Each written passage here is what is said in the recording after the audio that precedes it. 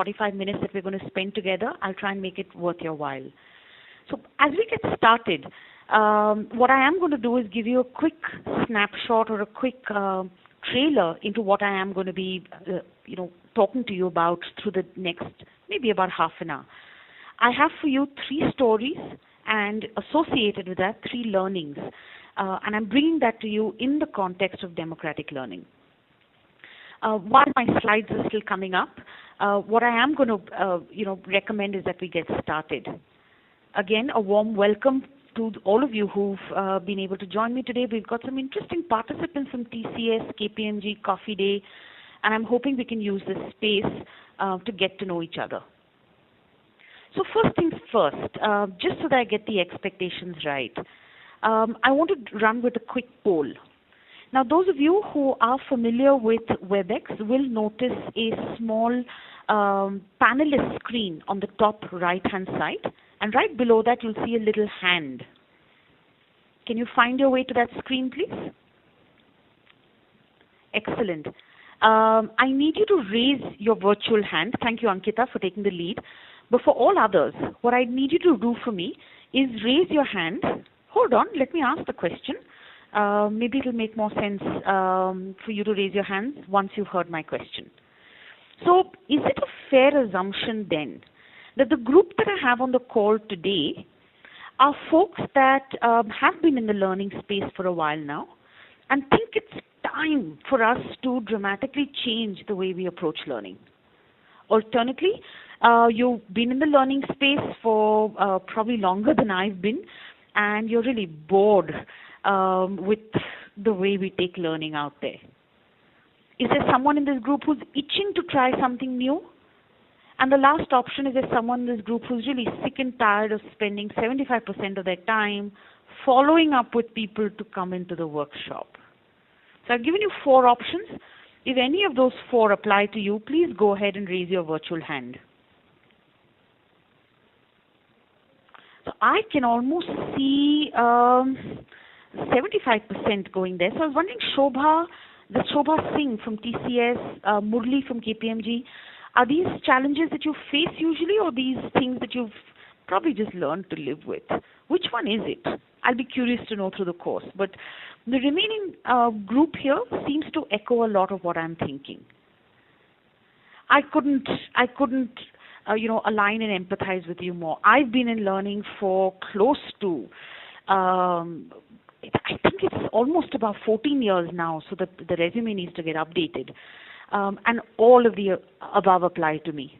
Rakhi, not only am I bored and tired of following up with people, I think it's time. I think our audience is ready, and therefore a session like this on democratic learning processes or moving from the push to the pull is very timely. So big thank you to People Matters for creating this platform. I've had the good fortune of being a part of this transition process. In some cases, I rode the wave. In other cases, I created the wave. We haven't made huge progress. Can I put my hand in my heart today and say that everything that we're doing today is in the space of democratic learning or all of it is push? Not true. But we've made some considerable progress, and I'm here to share with you a couple of case studies in that space. So I will start with the disclaimer that a lot of my examples will be in the behavioral learning, professional learning, soft skills and leadership learning space, because that's where my expertise lies. So with that, Neelu, let me start with my first story. So I actually stumbled into the space of learning by serendipity. So almost about 12 to 15 years ago, and I'm not going to count back, but I was a good customer service professional. And I was working for a timeshare based industry where very clearly the role that I was playing was that of, taking calls. And one fine day, we had a full-time trainer who was responsible for inducting people. So she took ill. She didn't turn in for work that day, and we had a batch of people that had to go through induction. So I was dragged in. That's when life was probably the easiest. I had everyone in one room. We had only one office. I had 2 hours of dedicated time. People on their first day, they're not going to look anywhere else. So I had all their attention. Let me fast forward that a bit. And my first full-time training job, actually it wasn't again full-time, it was part-time, but it was a project that I was doing with the Mahindras, the Mahindra Holidays. I was working with, again, the customer service group out there, and I was tasked with helping them sell holiday locations better. So I designed a great visualization exercise, and Geeta, as luck would have it, we had the funds back then. We took the entire group to the resort locations. And we were a fairly small group. Life was so much easier. So 30 of us got onto a train and we went to Goa. And once we finished our training in Goa, we got onto another train and we went to Munnar. And then we got onto another train and we went to Binsar, which is a couple of hours beyond Bhimtal in North India. Again, I had dedicated attention. I had everyone's focus. And frankly, there was no pull or push required because we were taking them on really interesting holidays. My first full-time training job then, about 5 years later, so I'm talking about early 2000s, was with MSOS. And there again, relatively easy life because we had just 2 locations, Bangalore and Pune back then, 2,000 employees. And if we had to run training programs, we as trainers would then travel to that location. If I were to fast forward this for you, 14 years later, and my God, it makes me sound a lot more older when I say it, but 14 years later, my reality has changed dramatically. Anushri, we're based out of 25 locations, and I'm not even counting client sites. If I count them, we're probably 50 plus locations. I'm working across some 30 time zones. And in each of these locations and time zones, I have probably, another 50 job families that walk into my training programs. I know I'm exaggerating some of these numbers. But what I'm really trying to emphasize for you is that learning has transitioned from traditional to non-traditional, not out of choice. Did I raise my hand back in 2000 and say that we really need to move away from in-person training? No, I didn't. The way the industry moved, the way we expanded, we didn't have a choice. Now, add to all of this growth that we've seen, put in a sprinkling of demographics, the kind of people that we're hiring and their demands, and bam, you've got a reality where change was happening on its own. So over a period of time, we defined for ourselves a fairly robust process. And we call it the 7 steps to success. We're saying that when we take on learning initiatives, can we make sure that we're touching each of these 7? Now take a minute to view the slide in front of you. And I haven't been able to answer this, so I'm hoping that you can. When you look at this, Meena, do you see traditional learning or non-traditional learning? It's a very fine line. Jyoti, I'm not going to be able to pinpoint for you exactly at what point traditional learning stops and non-traditional begins. Because they need to be woven in very tightly into one another. Yes, there need to be in-person connects, but they also need to be followed up with practice sessions. There need to be reinforcements, but that also needs to be followed up with one-on-one focus. A great example that I'd like to share with you out here, Pallavi, is blended learning. And if I look at, some of the credentials of those who've joined us, I'm quite sure blended learning is not new to anyone. But that was a great example of moving slowly from traditional to non-traditional learning, where we pushed people to complete some learning on their own, either via pre-reads or e-learning or e-books, and come into in-person sessions. Again, it could be physical or virtual, and share those learnings, share experiences, practice those learnings. Was that transition easy? No, it wasn't. till today, when we run these workshops, Shweta, we've got a lot of folks who do not bother with pre-reads or pre-work. But the fact remains, and that's what my first learning has been, you need to soften the transition. The transition from traditional to non-traditional wasn't sudden. And hence, don't expect your participants to transition suddenly as well. Ankita, bite-sized learning has a completely new meaning for us. And what it really means, and we've taken this to heart, bring in the change in bite-sized forms. Yes, non-traditional learning is the game today. You're not going to be able to extend yourself as much as you did in the past, but don't jump. And we've done that in many ways. Let me try and talk to you about one such example of blended learning, which will kind of also give you an essence of the 7 steps that helped us with this transition. So what we would typically land up doing with a 2-day workshop on coaching skills then gets broken down into an e-learning course that you do ahead of time. So the concepts are taken care of. You come into the workshop and you begin with a nice interactive quiz that helps you recall some of those learnings, and just in case people miss the bus, it helps them come up to speed. Lots and lots of role plays and case studies. We follow it up by aligning them to mentors and buddies so that there is on-the-job practice as well. We go back 45 days later and do a quick check in terms of recall. So at the end of the workshop, they walk away with a list of on-the-job activities that they can do for 21 days to keep the skill alive. 45 days later, we follow up with a quick reminder on whether they're using those skills, but we also ask their supervisors to quickly, we give them a checklist of observable behaviors. Are you seeing any of this on the floor? Now what that does, Mansi, is it helps create a two-way pressure.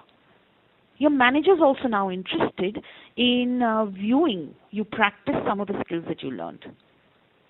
And you know what, by the way, as a result of this process, we've been able to do level 1, level 2, and level 3 of effectiveness as per the Kirkpatrick model.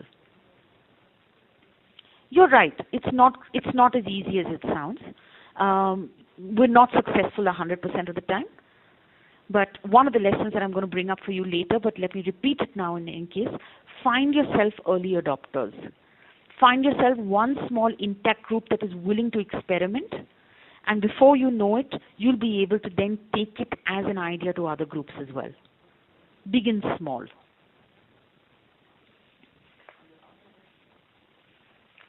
Moving on from there, I think the second story that I wanted to share with you will be around how do we democratize this process? And I think the answer is trying to tailor-make it for learners. Is it possible for me to do it across 30,000 people? No, it isn't. Let me try and share with you another story, something that happened actually as recently as late last week that will probably bring this alive for you. Now, over the last 10 years, I've perceived a very dramatic change in organizational behaviors. That's an area of passion for me. A lot of my work happens in that space. And if I have to put my finger down to it, a bulk of that change has happened really in the last 3 to 5 years. Namely, all the geographies that I talked to you about in my previous story now suddenly seem to be collapsing. You could be sitting out of any office and we expect people to experience the organization the same way. Hierarchies are collapsing. And God's biggest gift to mankind, which is the internet, is here to stay. All of this has very, very explicit impact on the way we learn. So late last week, I was speaking to a very senior person in the organization, and my connect with him was in context to a succession planning exercise. So his role had been identified as a critical role, and I was reaching out to him to build a profile for that critical role, and subsequently scan through talent in his organization and other organizations, other functions, so in his function and other functions, to shortlist 2 to 3 nominees who could be potential successors. Very tight process, very very well structured conversation. And before I know it, my colleague, his name is Surya, is sitting there with his hand in his head. So I thought it was me, post-lunch session, and I'm droning on and on. I thought I'd completely lost my stakeholder there. But Surya was on a very interesting, he'd taken off on a slightly different tangent, but a very interesting one. He looks at me and says, Mamta, I somehow don't see the spark in people anymore. So I blinked back and I said, what do you mean by that? He goes on to elaborate. When I was growing in my career, and he's got, at least 30 years of work experience under his belt. When I was growing in my career, there was this constant thirst for knowledge. I was constantly reading books. I was constantly going for conferences. I only wanted to learn more and more because my role is a very highly specialized role. I don't see that happening in the youngsters today. I don't see that in my team today.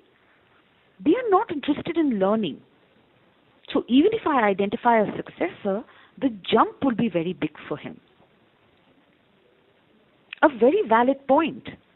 And that's something that a large part of our target audience out there is going through. And please keep in mind, right now, I am not going to differentiate my target audience by calling them millennials or non. Actually, I get quite offended when I'm not referred to as a millennial. But the fact remains that learning prerogatives and learning styles have dramatically changed, even for old fuddy-duddies like me.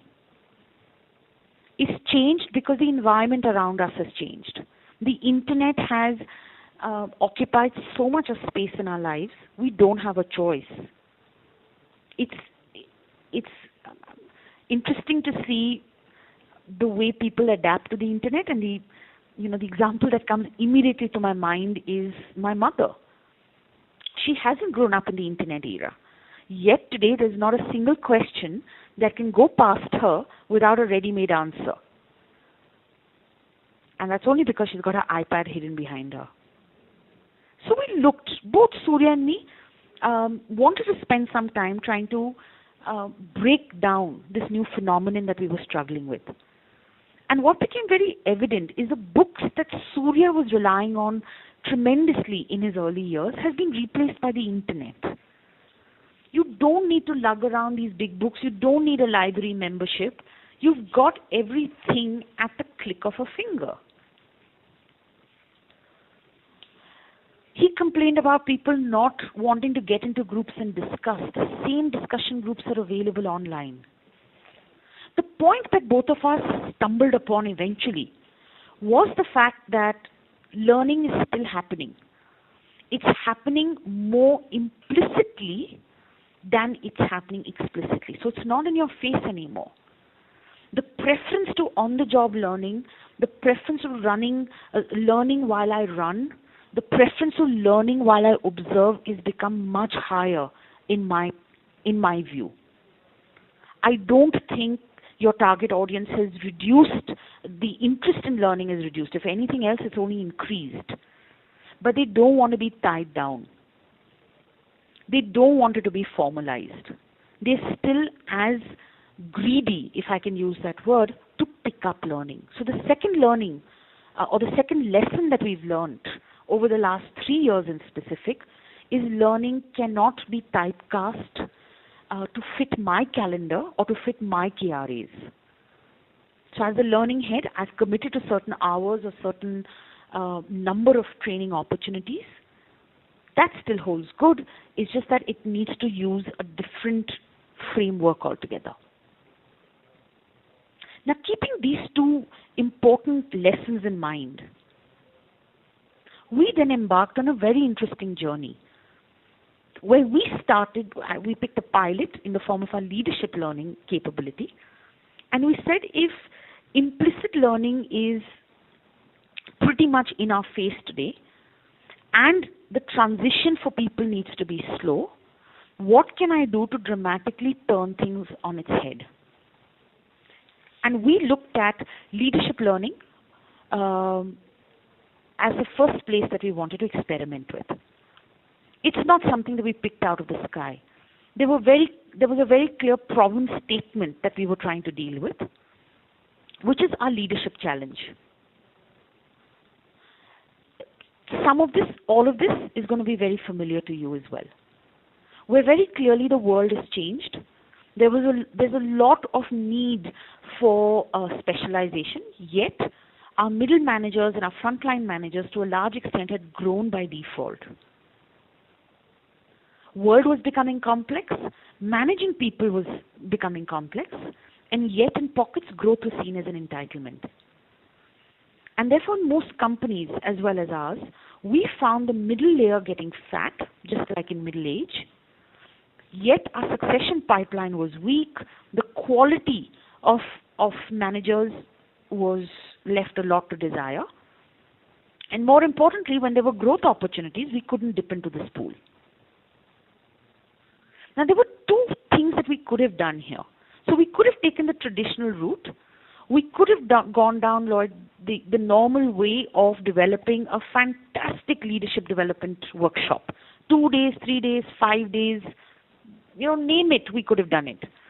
Take them all out to a fancy resort, lock them in, train them, definitely doable. But we went down to the fundamentals because we'd learned two very important lessons. The transition is slow, or help your learner through the transition, and more importantly, learning was implicit. Now, if those were the two lessons, and this was our problem statement, we went back and turned things on its head. We introduced the integrated leadership development program. I put the copyright symbol out there, frankly, just for fun. But yes, this is something that we've experimented with, and I'm quite confident at this stage that we're probably one of the only few, if not the only one, who is really running their leadership development program like this. Why is it called integrated? Because we use leadership development as a feeder pool, as the initial process to a high potential program as well.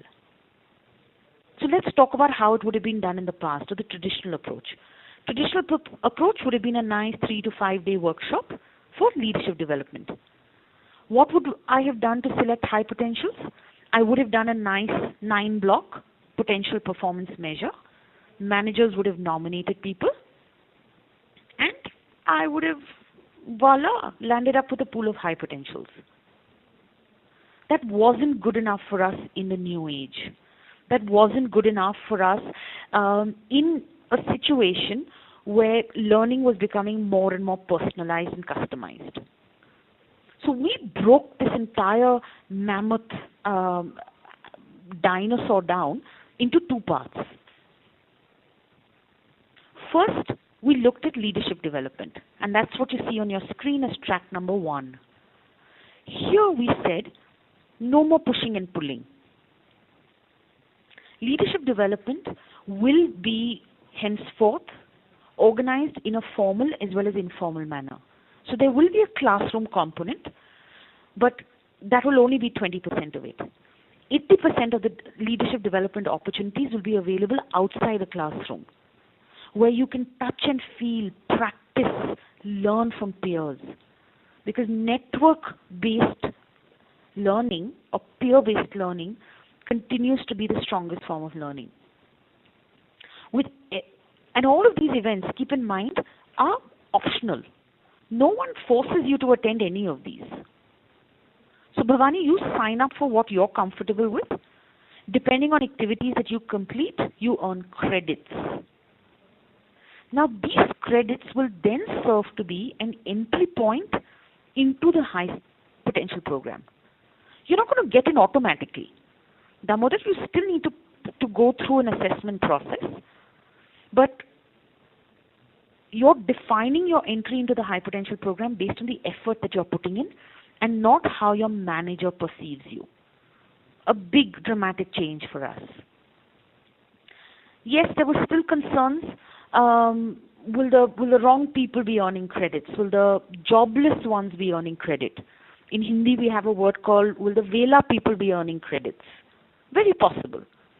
But if the foundation definition for us for high potential is someone with high learning agility and high initiative, those individuals we believe are easier to groom.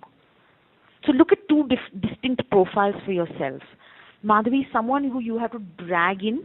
He gets nominated by his manager into the high potential program, and then you're pretty much carrying him on your shoulders through the entire program.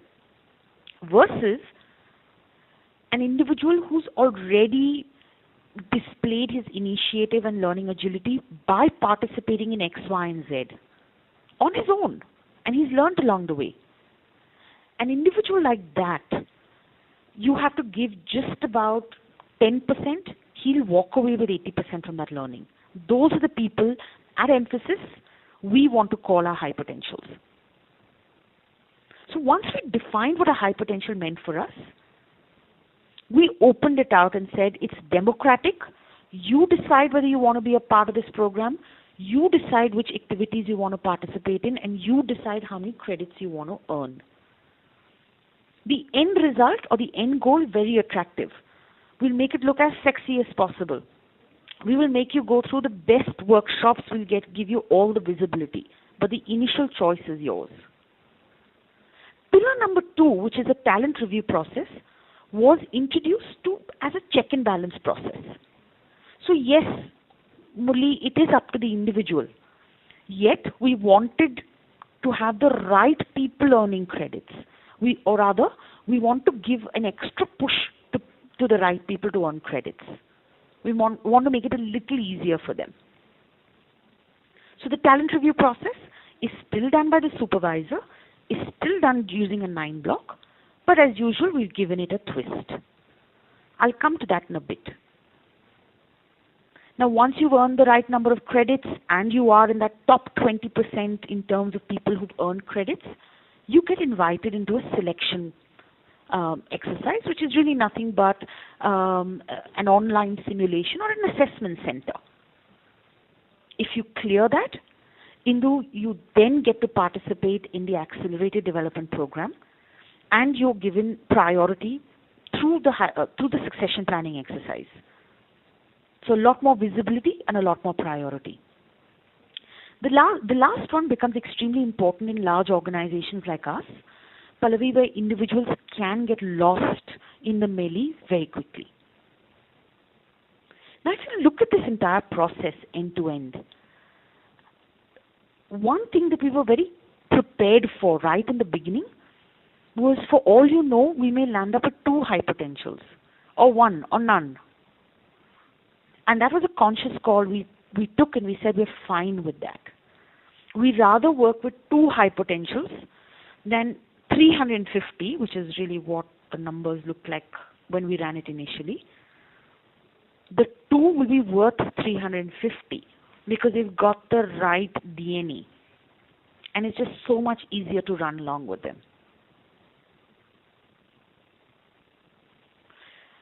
What does it look like then? On this slide, you're going to see how we've pretty much turned it on its head. So credit earning opportunities is what you're going to see in the form of bars. So of course there's a workshop that you can attend, but interestingly, the workshop will give you the least number of credits. The most number of credits come to you through action learning projects. And what fantastic outcomes we've had from these projects. We've run, as I speak to you, 15 plus, we run 18 action learning projects. Each one of them have anywhere between 6 to 8 people participating. All of them are solving organization problems. So there's a problem statement that is rolled out by a senior leader in the organization.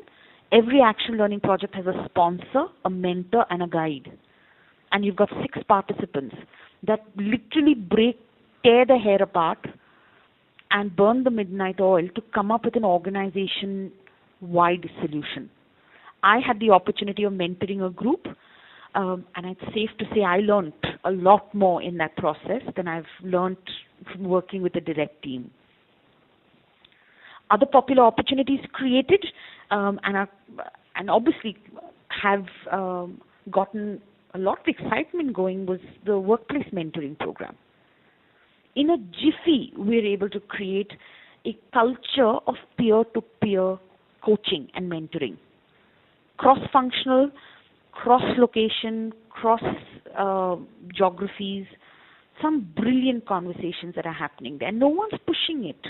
Please keep in mind, this is all being done because the individual wants to do it. For what? For notional credits is what we started out with. And I'm very confident that in the next 12 months, the credits will become incidental. The rest of the slide will, of course, give you some information around, how people are earning credits, how many people are earning credits, and in what capacity.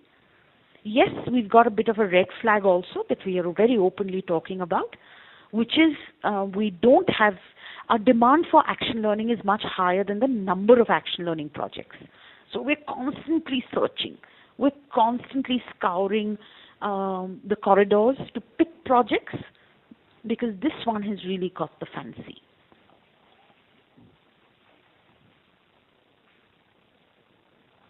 Now all of this is happening in parallel. Let me share with you what's happening behind the doors. The talent review process of assessing potential.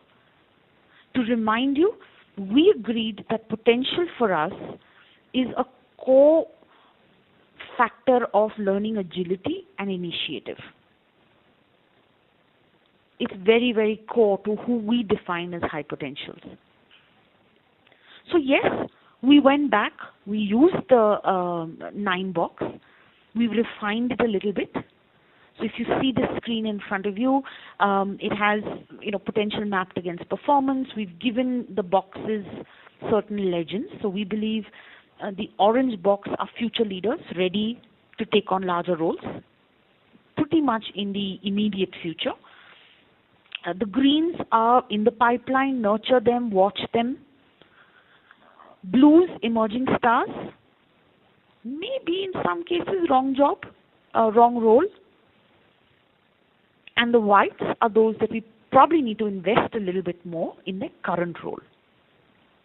We've also gone ahead and given some recommendations because when we ran the 9-box, and we call this a talent review exercise, what was interesting as a trend is most leaders or most supervisors landed up putting the entire team members here. So 73% of the businesses that we assessed, of the businesses that we assessed, 73% of the population landed up in this box, which you and me both know is unrealistic and not true. Therefore, we introduced an industry benchmark, we guided them, we pushed them. Now, what was the purpose of the talent review? Selfishly for us, we were looking at tapping into people who landed up in this box. We wanted to reach out to them. We want to talk to them about the integrated leadership program. We want to push them into earning credits. Because if the manager feels they've got potential, we really want to be able to help them nurture that. Do they get a backdoor entry into the high potential program? No, they don't. Everyone needs to earn their credits to get in. There's no side door. So one-on-one coaching was extended to these individuals. We worked with them. We gave them a lot more hand-holding when we were launching new ALPs or workplace mentoring, for example. We didn't ignore the others, but this group was very clearly a priority for us. Now, what worked for us, and I think that's where most of us struggle. Ulka, just hold on. I'll come back to your question in a minute. What I think the difference that our talent review process really made was we did, where most organizations struggle. Let me rephrase that. Where most organizations struggle is defining performance and potential, right? And these are usually conversations, ad hoc, anecdotal, and not data-driven. We created a simple tool, and I've got a view of that for you. It's a very simple tool with questions, 10 questions or 12 questions if I'm not mistaken, that did not tell the user whether these were potential-oriented questions or performance-oriented, except of course for the first one, which is an obvious performance one. The rest were very subtly worded, and back end they tied back to a key competency, and that competency tied back very clearly to performance in the current role or potential for a larger role. These are the same competencies that we use to assess high potentials at the gate of pillar number 3. So it's the same denominator that we're using across. It's done in an easy manner. If you look at the questions, they've got very clear conversation style to it. They've got situations that they call out, so it becomes easier for the individual. Our learning here was when you leave it at close-ended questions, the score tends to be higher.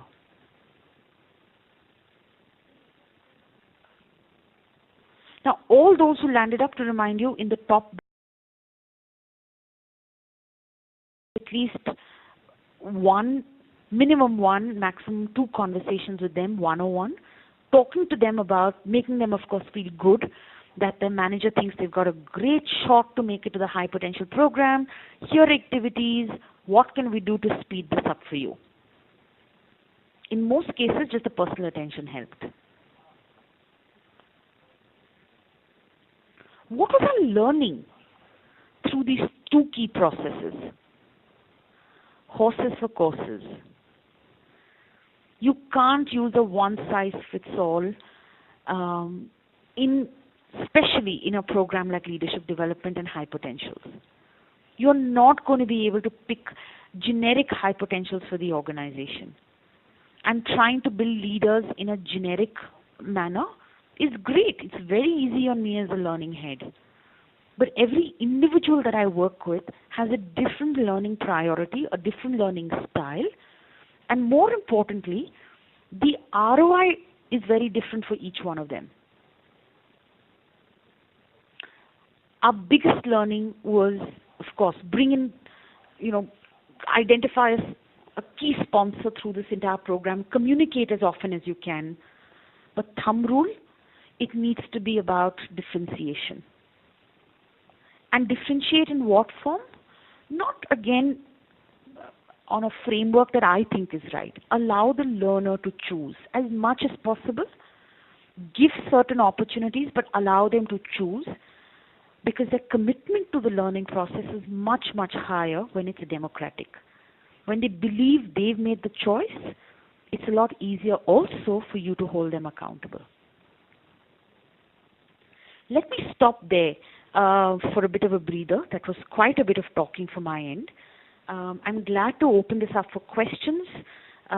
We can pick some on the call. We can follow it up through chat or even email if we're not able to address anything. But let's get that going. Let's get the conversation going. Thanks, Mamta. We already our host ID. Thanks, Mamta. We already have a few questions that have been sent to our host ID.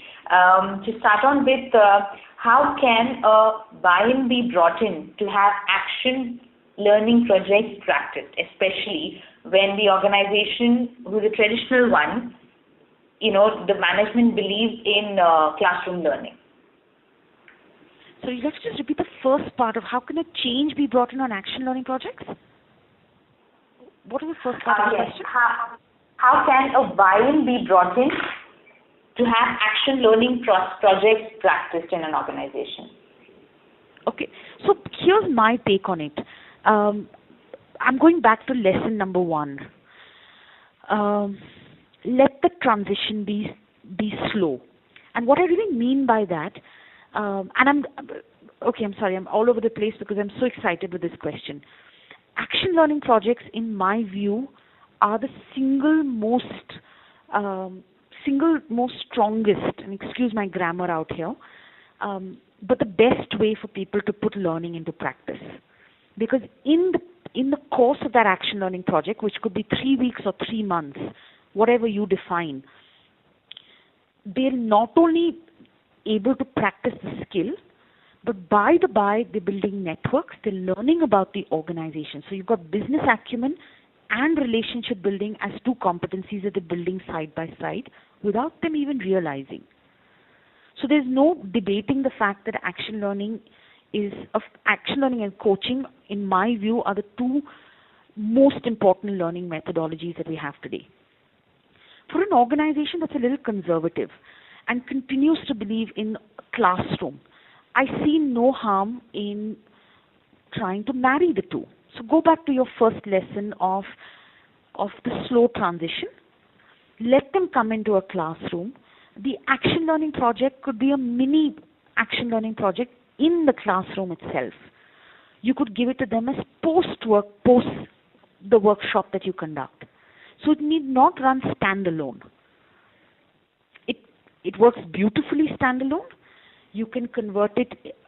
In my view, it's not going to work as pre-work, but it can be fitted in very well into the 2 or 3 days as a classroom exercise, something that you actually start on day 1 and you make your final presentation on day 3 or day 4.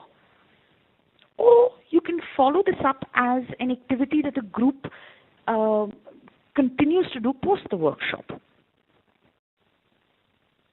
I hope I was able to answer that without going all over. No, of course, it was very to the point.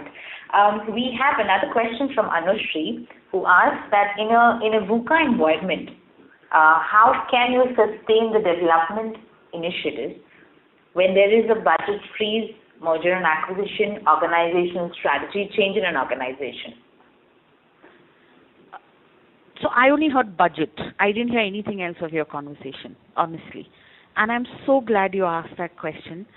I'm very proud when I say this. So I've run this team now for 3 years now, and I've been in the learning space for many, many more years.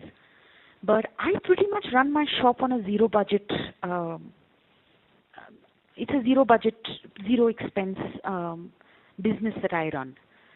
Now, why am I able to do that? Frankly, it started because my budget was cut. I think this was way back in 2008 or 9, and I had a very lavish program designed where people were traveling, there was external facilitators, there were 360s, and I think we were going through, that was the beginning of the downturn of the industry back then. You have to remember, with the IT industry, we kind of faced it the first.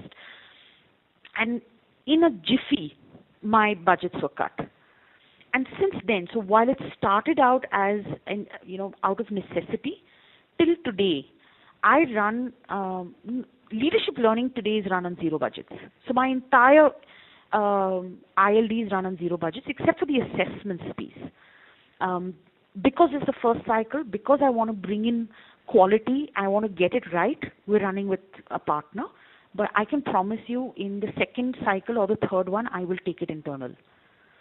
The beauty about budget constraints for me personally, and you can write me off as a crazy person, is the fact that it makes you far more creative. We have been able to do, so if I were to talk very quickly about the other arm of learning that I take care of, which is professional learning, soft skills or behavioral learning, we pretty much cater to 32,000 employees through that business of mine. While leadership learning is only about 5,000 people, professional learning is the rest of the organization. 32,000 people, I have a 4-member team and I have zero budgets. And we still meet our learning hour target every year. We still meet our commitments on numbers to be covered. So I don't have enough time today to give you ideas, but what I want to leave you with, there is just, budget today is, it's a no-brainer for me. If you give it to me, there's times when I don't even know what to do with it. And I know you're rolling your eyes. You're wondering whether you can take my budget. I wish I could give it to you.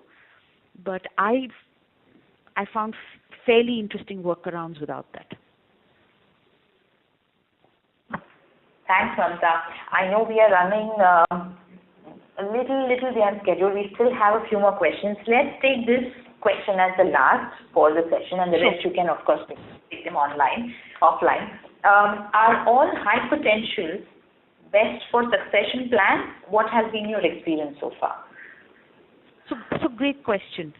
What we've done, in the past, our high potential program was run in a very traditional form, which was through the 9-box, manager nominated, and they went through a development process. If I were to go back to that old world, at a certain level, which is, I think, 2 levels down from the CEO, we ran a high potential program specifically for them. Our success rate on succession planning for them was brilliant. So close to 85% of that group moved into larger roles within 12 to 18 months, and sometimes during the course of the high potential program. However, we didn't see that success rate in the middle manager program, where the numbers were a lot larger. There were some who got promoted by pure default, but we didn't see too many of them taking on larger roles. In the new integrated leadership development program, our high potential numbers are a lot lesser, right? So right now we've got 60 people who are going to be invited for assessments, and we don't expect more than, best case scenario, more than 40 of them making it through. So with the 40, and please keep in mind this is hypothetical because we haven't run that last leg. We've just about completed our assessments, so that last piece is still theoretical. These 40 people will be a part of a pool succession plan as well as an inline succession. So let's take, for example, I'm one of those high potentials. My manager will have to put me on his succession plan because I've gone through the rigor. I have cleared it at an organization level. He needs to put me on his map. Additionally, I will also be a resource that will be showcased across the organization for other larger roles. One aspect that cannot be ignored is you need to come back and ask me what my aspirations are. So keeping these 3 levers in mind, which is my aspiration, putting me onto my manager succession plan and opening it up to the organization, we believe we're creating far more opportunities for high potentials than restricting them to just their function. I will be glad to share with you our experiences. We expect to get into this process in another month, 2 months' time. I'd love to come back and bounce it off you whether it worked or not. Thank you so much, Mamta. We have a few more questions, but I think we'll have to... recommendation. If that's all right with you as the organizer as well as with participants, I will be more than glad to continue this conversation offline, either through People Matters or writing to me directly. I'm on the road currently, so not accessible as easily on the phone, but I'm very good with my emails. So if you're comfortable and if there's anyone who'd like to continue the conversation, please connect with the People's Matters team. I will share my email address and my contact details with them. I'll be more than glad to either address your question or take on any other follow-ups that you have in mind. Will that be all right?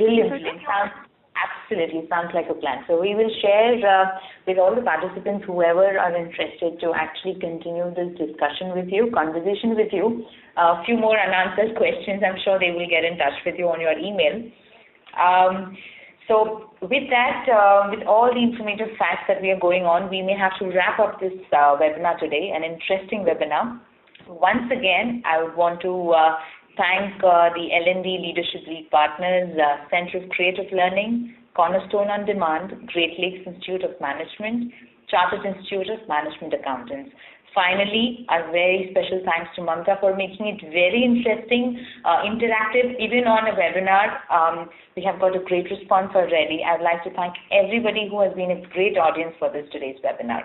We'll come back with you for many more. And this webinar now concludes. Thank you so much.